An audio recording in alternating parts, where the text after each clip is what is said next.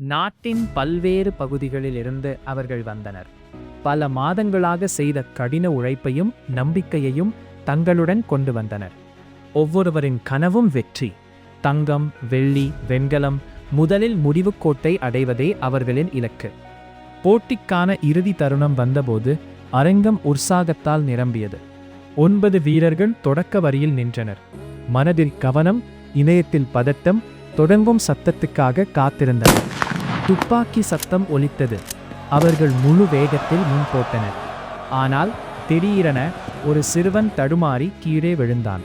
மற்றவர்கள் முன்னேறிக்கொண்டே இருந்தனர். அவனின் முகத்தில் வலி மற்றும் ஏமாற்றம் தெரிந்தது. அவனின் கனவுகள் அந்த தருணத்தில் நொறுங்கியதாக தோன்றியது. அந்த நேரத்தில் எதிர்பாராத ஒன்று நடந்தது. மற்றவர்கள் மெதுவாக நிறுத்தினர். ஒவ்வொருவரும் திரும்பி பார்த்து விழுந்த சிறுவனிடம் திரும்பி நடந்தனர். அவரை எழுப்பி அவனுடன் நின்று 9 பேரும் கைகளை இணைத்தனர்.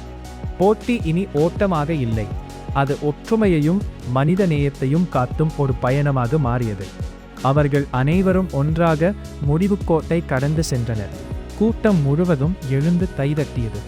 உண்மையான வெற்றியை பார்த்து உருகியது. அந்த நாள் தோல்வியோ வெற்றியோ இல்லை, 9 பேரும் தங்க பதக்கம் பெற தகுதியானவர்கள் ஆனார்கள்.